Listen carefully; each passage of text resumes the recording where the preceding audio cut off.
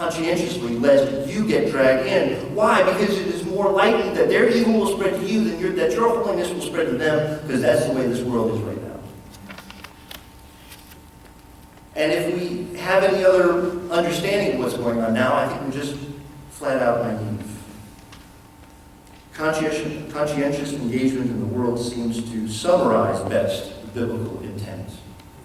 We don't run away. We don't just jump in without thinking. We engage, conscious of the fact that it is more likely for unholiness to transfer than it is for holiness. And you know what? You're working with someone, you're talking with someone, you're having lunch with someone, and you're trying to witness to them, and they're fighting you. That's okay. It may take a long, long time. Don't get frustrated. Keep at it. Keep chipping away at it. If they're still interested, keep getting together with them. Keep chipping away at it.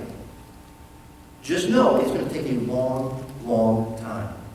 It might take them getting to the bottom of themselves before anything you've said makes sense. Because they are dead in their sin. Just like we were. Ephesians chapter 2. Now, at this point, the people are still saying, well, what is the point of all this? The ritual, I get it. Okay, things, holiness doesn't transfer as easily as unholiness does. All of a sudden, in verse 14, this debate ceases to be academic. In verse 14, and this is the pronouncement. He's talking about this kind of this theological quandary, this theological conundrum, which actually seemed to be a lot easier than what they thought it would be. Well, here's the pronouncement in verse 14.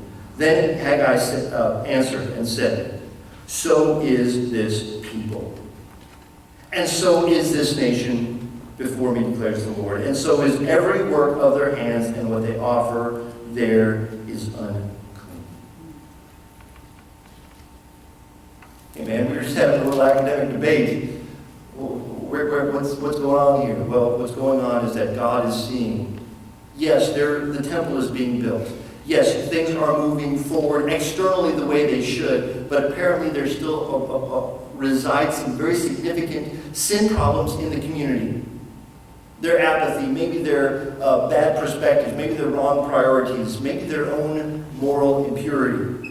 What is very interesting in the Old Testament, and maybe we've made such a separation between church and state in our own day that we don't relate to this, but in their day they didn't have this understanding of ritual purity and moral purity.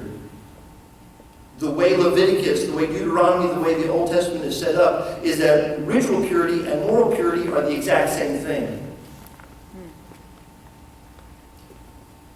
Now, as the Old Testament unfolds, as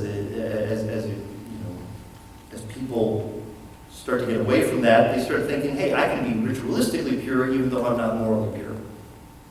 I can do all the religious-y kinds of things over here at the temple, but I can separate that from the unreligious kinds of things that I really want to do. And by Isaiah 1 of the things that he hits them over the head with is, you know what, I can't stand all your religious-y stuff if you're being so unjust to one another. Your moral impurity cancels out your ritual purity. You need to get back to this understanding that ritual purity and moral purity are the exact same thing. They're the same expectation. Haggai uses this predicament so that the priests will realize that even though they rebuild the temple, their hearts are still unclean. The word unclean here is tamei. Tamei is a word that is frequently used in a ritual sense of something that is not clean. What he says at the end of chapter 2, verse 14, what they offer there is unclean. Now they're sitting there thinking, wait a minute, no, we went through all the ritual purity. We went through all the Levitical hoops to provide a clean sacrifice. And he's saying, listen, if you touched it, you're unclean, and therefore what happens to your sacrifice?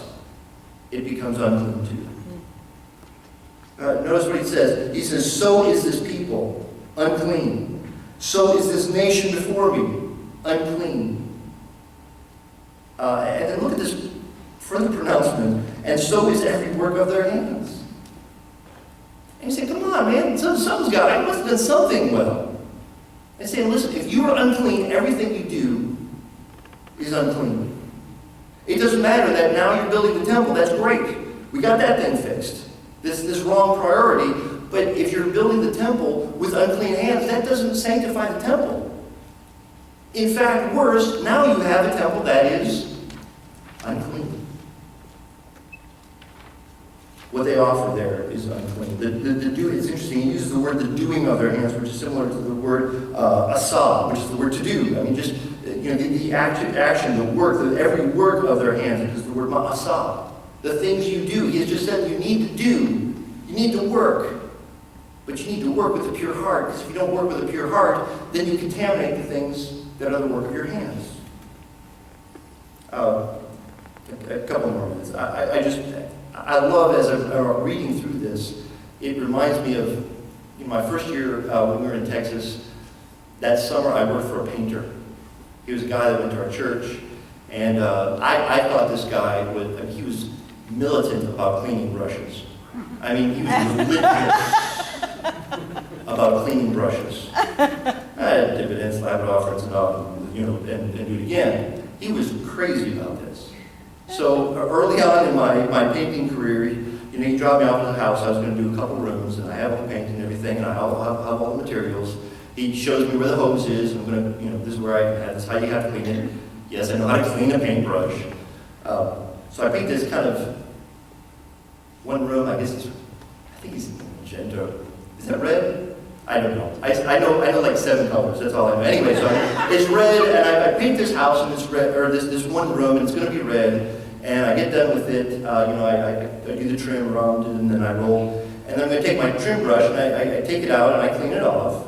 And, then I'm going to go into the next room, and I'm going to prime it. I'm going to put the white primer in there. I've got a whole big, huge bucket of kills. So I take, I go wash my brushes and everything. And I want to get this moving. I really want to impress him. I dip my brush into the kilts. I start putting it on, and it's white, it's red. There's a huge red strip, and I look at the kilts, and the kilts is white. The problem wasn't with the kilts. The problem wasn't with the primer. The problem was with the brush. Okay, the problem was with the guy that didn't sufficiently clean the brush. Here's the problem. Yes, purity doesn't transfer as easily as impurity. That's not our worst problem. The worst problem is when we are in a perpetual state of impurity, we smear our uncleanness over everything we do. Whether the people around us know it, whether they see it, the reality is we contaminate everything we do if we are not striving to be pure above all else. If we are in a perpetual state of sin and rebellion against God. Listen, we all do things wrong. I don't think that's the point. The point is that we have to strive very hard to make sure that we are in a state of purity to the best of our ability as much as possible. Because when we don't do that on an ongoing basis, we smear the ugliness of our sin all over everything we do. Including the stuff you do here at church, including the lessons that I teach, including the things that you do. We have a very serious potential for contaminating with our unholiness, even the holy-ish kinds of things that we do. We need to be pure. We need to be holy. Otherwise, we defile the things that we do. I'm going to leave it at that. We will pick this up this Wednesday night. And I encourage you to come out on Wednesday night. We will look at Haggai chapter 2. We'll start at verse 15. We'll read all the way to the end of the book because the ending is really absolutely fascinating. And I'm going to ask Ted to come up and he'll lead us in our closing song.